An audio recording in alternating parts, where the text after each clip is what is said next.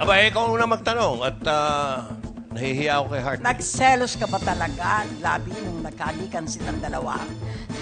Kaya nga po nandito sa gitna si Rocco ngayon. Anytime ka Kasi meron kami. hindi Sagot, po. Lobby.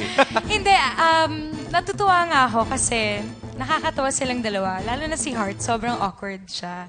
Siyempre, parang siguro ako yung una niyang naiisip pagka kaharap na niya si Rocco. Si Rocco naman, sabi ko sa kanya, go ahead, babe. Enjoy this si Heart Evangelista yung hahalikan mo. So, igalingan mo na yan, ha?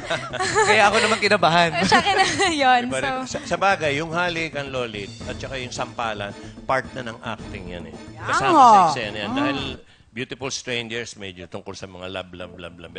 Pero Heart, ano talaga ang feeling mo nung kahalikan mo na yung boyfriend nung best friend mo? Nahihirapan ako. Conscious ako. Lalo na pag kunwari yung eksena, si Lovie yung nakakita sa amin. Hindi ko magawa talaga.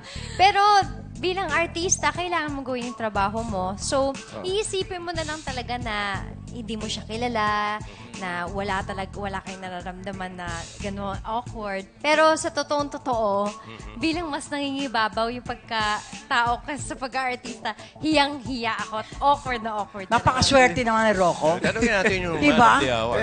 Swerte mo naman. Nakakatawa pa yung unang scene namin na may halik. Natawa kami ng tawa bago nagawa namin yung scene. So, Tsaka, hindi natuloy. Kasi, hindi ko kaya. Natuloy, pero na-cut. sumisigaw si Heart. Technically, yun yung first kissing scene ko after ko nakasal. So, parang na-feeling bad ako. parang yung Bilib ako promise. dito kay Lobby, no? Sige na, sweetheart. Enjoyin mo si Heart. Napaka-supportive na girlfriend. Ano ba, lalo bang lumalim yung pagkakaibigan yung dalawa? Anybody?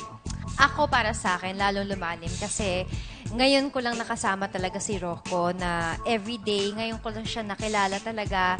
Kasi dati, busy sila, syempre, tas busy si Lovie sa love life niya. Kaya hindi ko siya nakakasama si Rocco. So ngayon, parang mas lalo kaming naging close, kaming tatlo. May tatanong lang ako, Heart. Nako. Nung inalikan mo si Rocco, na ano mo bang swerte ni Labi? Ganito Labi ni Rocco? Hindi. Parang naisip ko, parang kaming ni Lovie, nagkalikan na rin. Unti-unti nag-change yung mukha ko. Nagiging lovey. sabi niya, incest yata to. Parang ganon.